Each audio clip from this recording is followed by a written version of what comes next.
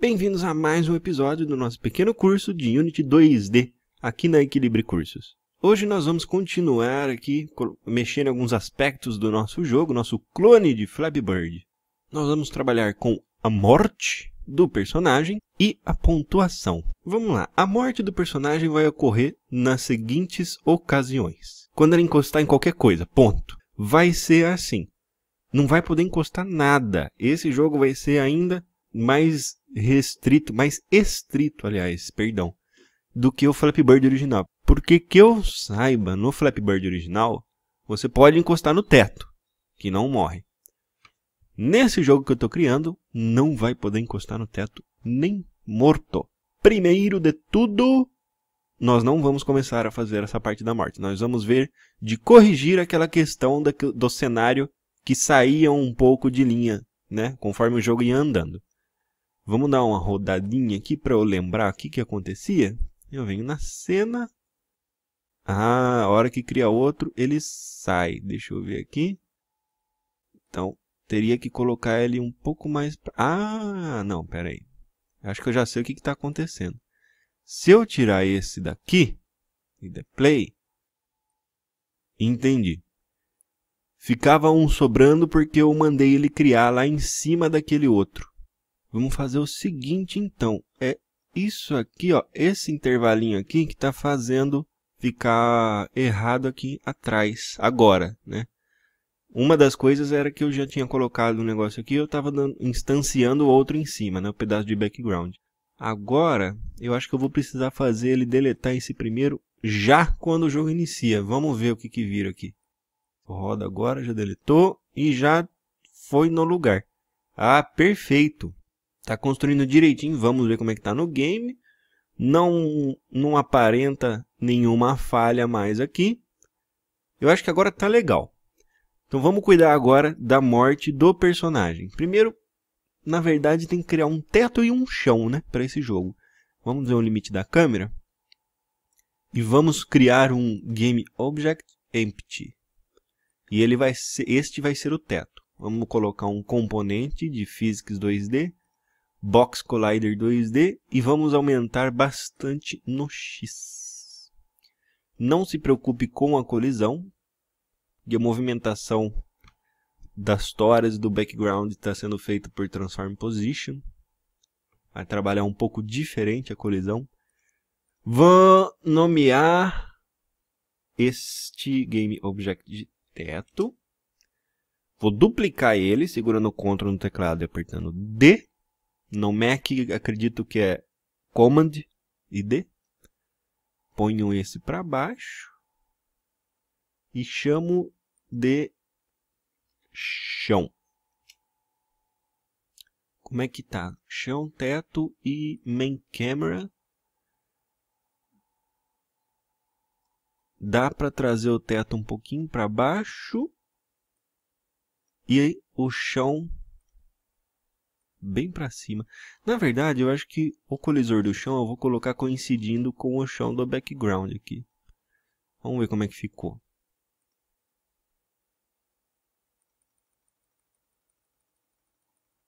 Eu acho que assim tá legal, né? Bom, você deve ter reparado aí que eu mexi agora o meu personagem. E eu me toquei que eu fiz uma mudança off-screen e não desfiz ela para gravar. A mudança é a seguinte. Se você está me acompanhando, né, fazendo exatamente o que eu estou fazendo, no seu jogo, pode ser que ele esteja pulando. É exatamente isso que eu mudei, Gravity Scale. Pode ser que ele esteja pulando parecendo um balão, pulando assim. E aí, você tenta mudar aqui, né, o pulo. Colocar o pulo para 4, por exemplo. Mas ainda parece um balãozinho, né? A gravidade tá muito fraquinha. Então, o que eu fiz? O que eu achei a melhor solução, na minha opinião, né? Deixar o pulo 8 mesmo. E aqui, no componente Rigid Body 2D do jogador, colocar Gravity Scale 3. 2, 3, vai brincando com esse valor, né? Então, aí a gravidade aumenta. Então, ele tem um...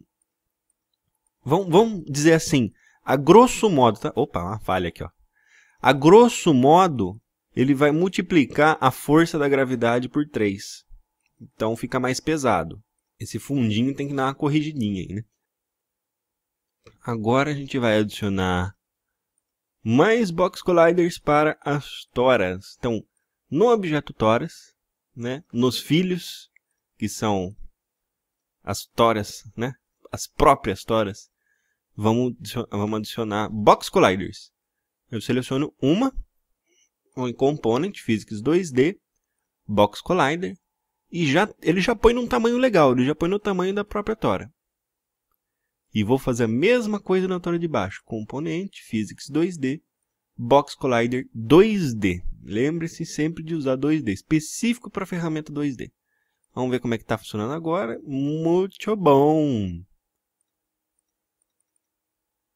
Ele só está girando meu personagem normal. Ele tem um Circle Collider, né? Conforme a gente for mexendo com o personagem, isso vai ser corrigido. Já já eu vou mexer para trabalhar com a rotação dele, né? Porque tem aquele efeitinho de quando o personagem está caindo, ele embica para baixo. Mas isso vai ser no próximo vídeo. Agora, como eu falei, vamos tratar da morte dele. Que eu tinha falado da pontuação, não sei se vai dar tempo. Vamos ver o que vai virar. Vamos então tratar da morte dele. Eu tenho o meu personagem e a hora que ele encostar em qualquer coisa sólida, ele vai morrer. Como que eu vou fazer isso? Eu vou destruir esse objeto jogador quando ele encostar em alguma coisa e vou instanciar um outro, que vai ser um outro jogador, né? O mesmo, na verdade, só que com aquele sinalzinho de X nos olhos que vocês já devem ter visto na minha sprite sheet. Então, a primeira coisa que eu vou fazer vai ser criar um prefab para aquele personagem morto, porque mais para frente eu quero pôr som nele também, né? Vamos na pasta Sprite. Vamos dar uma olhada qual que é mesmo este aqui, Sprite Sheet 3. Eu vou jogar ele aqui, ó, na hierarquia, mas não se preocupe, ele não vai ficar aí. E vou chamar ele de Player Underline Morto. Agora venho na pasta Prefabs, no meu projeto, e crio um novo, Create Prefab.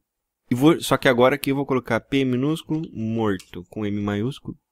Chame da maneira como você quiser, tá? Isso aqui é só é um costume meu.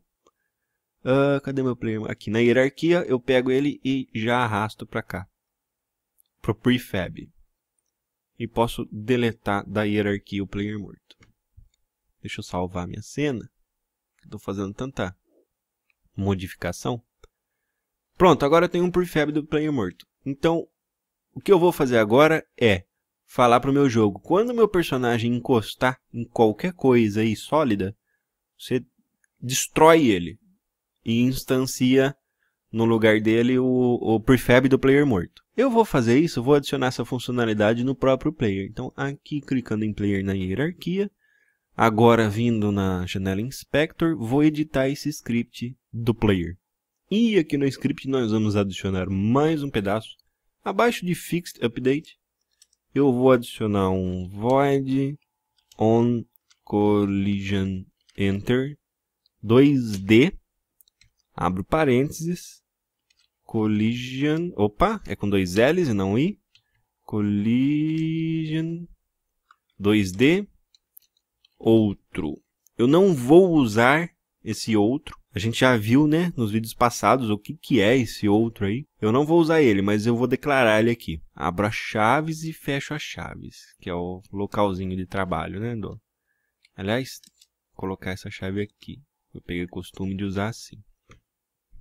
Isso aí, esse void on collision enter 2D, é para quando você colide, né, com um sólido. A gente já viu o on trigger, que aí é para colisão de coisas não sólidas, que tem o Box Collider, por exemplo, mas esse Box Collider está com a opção is trigger ligado, né? Então é para quando você não quer que eles batam, por exemplo, ele pode passar dentro do outro.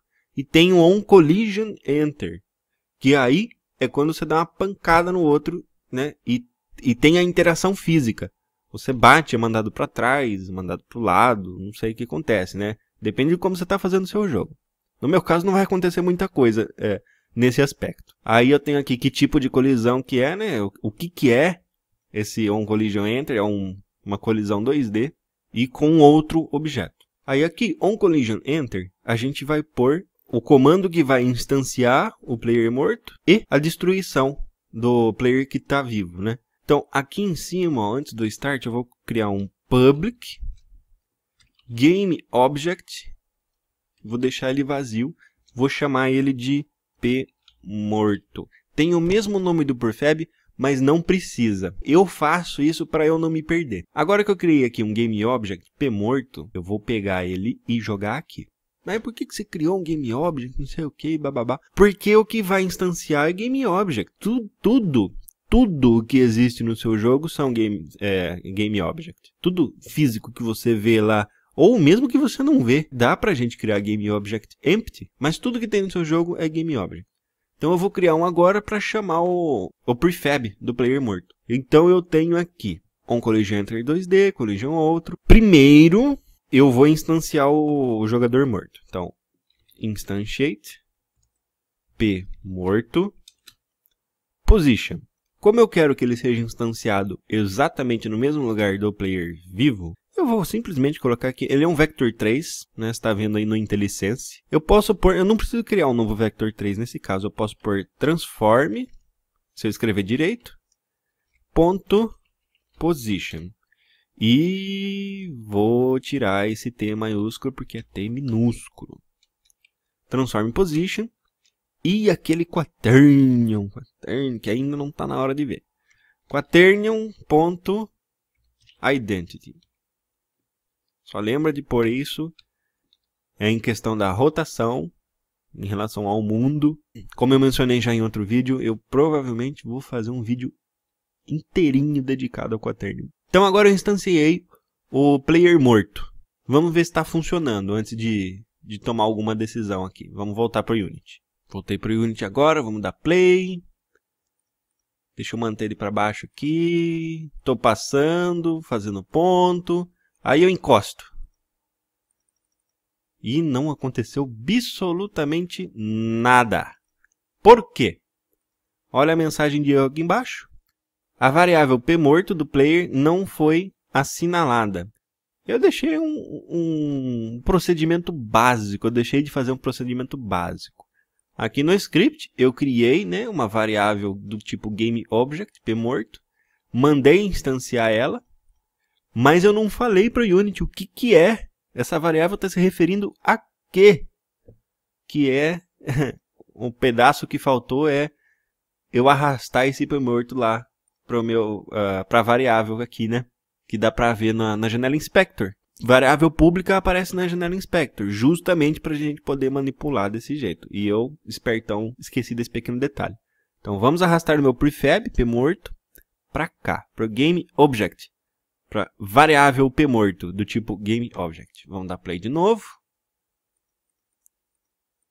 Estou passando, alegria, estou fazendo um ponto, maravilha. Aí, pum, encostei. Ah lá. Ele criou. Eu parei bem atrás. Ah, ele criou. E criou outro aqui embaixo quando eu encostei com essa tora. A questão é a seguinte. Agora nós precisamos destruir o jogador vivo. Aqui, OnCollisionEnter 2D, nós vamos escrever destroy, abre parênteses, GameObject com G minúsculo, para se referir a este GameObject ao qual o script está ligado. Ponto e vírgula. Salvo. Lembre-se sempre de salvar antes de testar alguma coisa. Vamos para o Unity. E agora, vamos ver o que virou o negócio. Play. Eu encostei no chão e já morri, né? Esqueci de pular. Vamos. Ah lá, tô passando. Maravilha, tô fazendo ponto. Sou pró no Chickenator.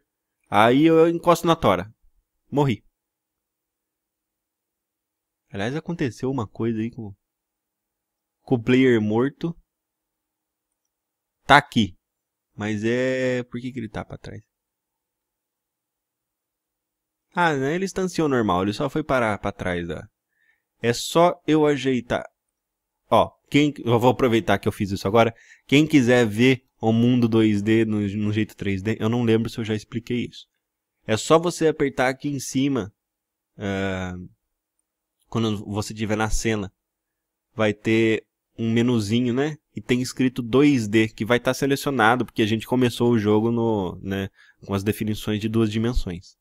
Mas se você quiser ver em 3D, é só você apertar aqui, e ele alterna entre 2D e 3D. Certo? Deixa eu voltar para 2D. E o player morto. Deixa eu parar o jogo. O player morto, cadê o prefab dele? Aqui. Eu preciso mexer aqui na Order in Layer e colocar 1 para ele ficar sempre acima do background. Deixa eu dar play, testar mais uma vez. Opa, rapaz! Ele tá para cima da tora também, não tem problema. Porque do jeito que eu estou construindo o jogo, na verdade, ele jamais vai ficar para cima. Vai passar assim pela tora. O importante é ele ficar para cima do background. Um jeito de resolver isso seria colocar a tora numa camada mais alta do que o player. Mas não é necessário. Player. Player morto. Agora a gente precisa dar uma mexida nesse prefab. Vamos adicionar umas coisinhas nele. Primeiro, Add Component, Physics 2D. Vamos colocar um Rigid Body e mexer o Gravity Scale 3 para ficar igual ao nosso original. E também esse prefab precisa de um Physics 2D Circle Collider para ficar igual, né, o player. Vamos ver como é que ficou aqui o negócio. Eu faço assim. Só que o Circle Collider dele tá gigantesco, né? Vamos dar uma olhada aqui. Jogar ele na cena só para eu poder. Nossa, tá enorme. Vamos mexer nele um pouco. Diminuir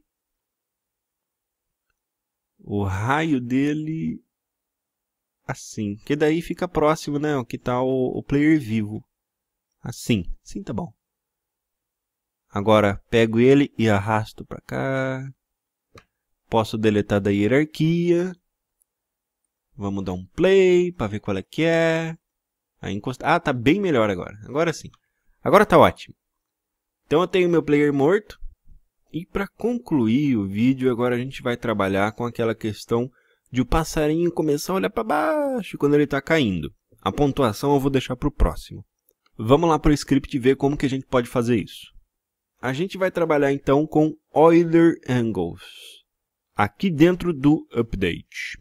Então o que eu posso fazer é falar para ele transform.Euler Angles do player vai ser igual a um novo vector 3 com os valores 0 no x, que eu não quero que ele mude, 0 no y, que eu também não quero que ele mude, mas vou atribuir algum valor ao eixo z, que no caso do jogo 2D é justamente o que trata para frente, né? Para onde o meu personagem está olhando quando eu estou trabalhando com Euler Angles. Uma questão de vector 3 é quando ele está olhando para frente. No vector 2, o z nem existe, tá? Aí você trabalha com o x. É importante lembrar dessa diferença. Tem uma diferença grande trabalhar com vector 3 e com vector 2. Vamos continuar. Nesse caso, eu estou criando um new vector 3 e vou modificar o ângulo. O ângulo não. O ângulo do eixo z. Eu já vou escrever aqui 0,0 e ângulo, porque eu já vou criar uma variável chamada ângulo. Aqui em cima vou criar, não vai ser pública dessa vez, vai ser private, do tipo pronto, tá difícil hoje, hein? Do tipo ponto flutuante, float, ângulo, ponto e vírgula. Não preciso atribuir nenhum valor agora. Mas agora, da onde que vai surgir o valor desse ângulo? Vai surgir do cálculo que o nosso jogo vai fazer de acordo com a velocidade do personagem, na velocidade vertical. Se a velocidade vertical do meu personagem for negativa, quer dizer que ele está descendo. Se ele está descendo, então eu vou começar a mexer o ângulo, né? Fazer o meu personagem ir olhando para baixo gradativamente. Então primeiro eu vou pegar o valor dessa velocidade aqui dentro no Fixed Update. Vamos lá então, vamos criar uma condição if rigid body 2D do meu personagem .velocity.y for menor do que 0, ou seja, se o meu personagem estiver em queda, eu vou fazer algo, certo? O que eu vou fazer? Agora a gente vai trabalhar com uma coisinha legal, que é o lerp. O lerp, ele varia, math.lerp, na verdade, ele varia de 0 a 1. Eu já vou explicar para vocês. E entre esse 0 e 1 tem 0.1, 0.2, 0.3, 0.01, 0.02, né? Mas não se limita a esses valores que eu estou falando.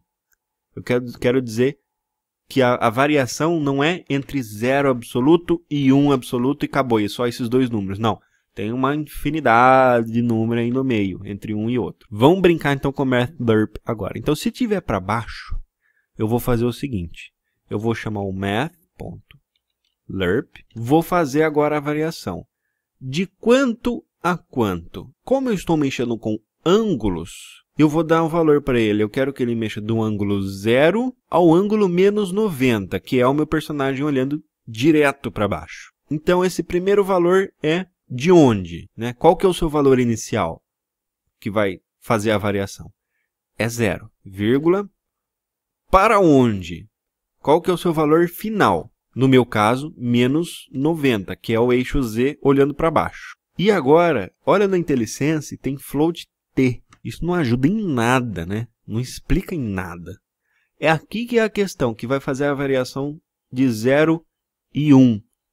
Aqui, a gente geralmente coloca um cálculozinho bem simples de divisão ou multiplicação para fazer essa variação. É aqui que vai indicar assim, ó, você faz essa variação entre 0 e 1 nesses termos aqui, né? Que aí você consegue deixar a coisa mais lenta ou mais rápida. É bastante complicado explicar assim. Mas a questão é assim, ó. Aqui é o 0.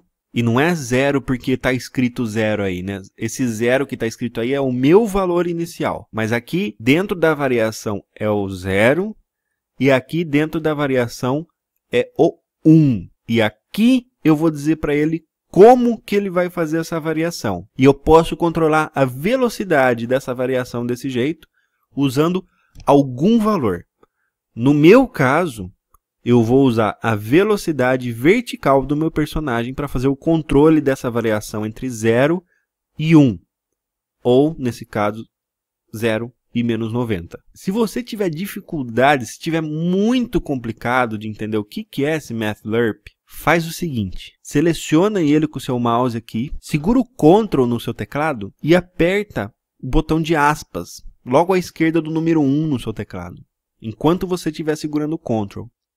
Que aí acontece isso. Ele vai jogar você para documentação.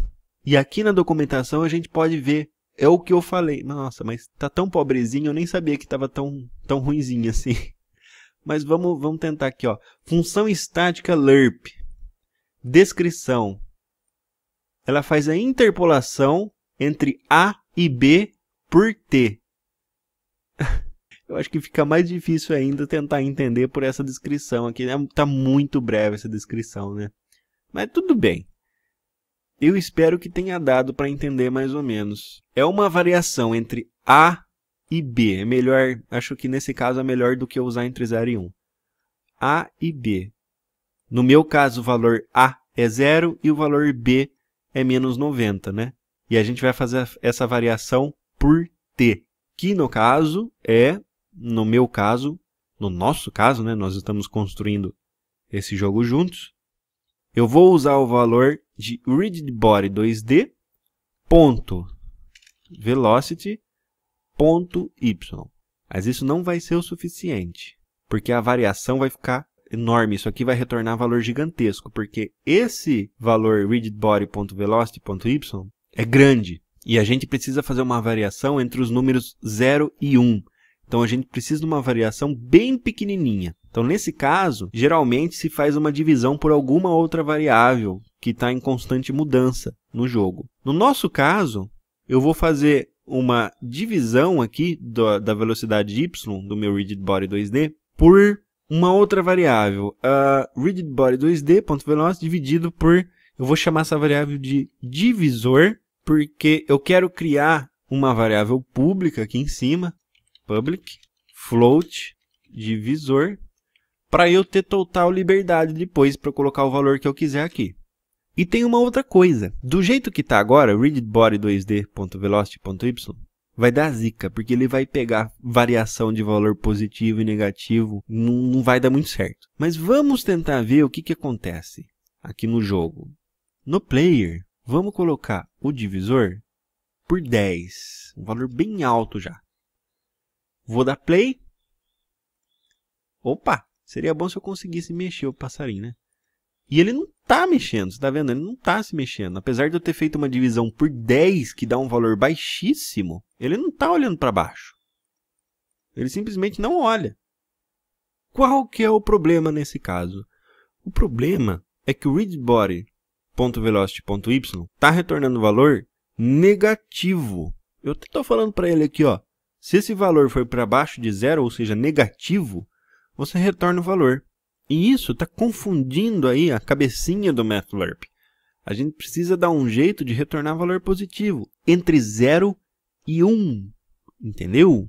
É aí que entra a questão da variação do 0 e 1. Nós vamos buscar valores entre esse 0 e entre esse 1. A gente vai falar para ele, olha, você vai pegar o valor do rigidbody.velocity.y, se ele for para baixo de 0, mas eu não quero que seja um valor negativo. Eu quero que ele seja convertido, seja o contrário, então seja positivo. E isso é bem simples, é só a gente colocar um sinal de menos aqui na frente do rigidbody2d.velocity.y, que ele passa a fazer o contrário.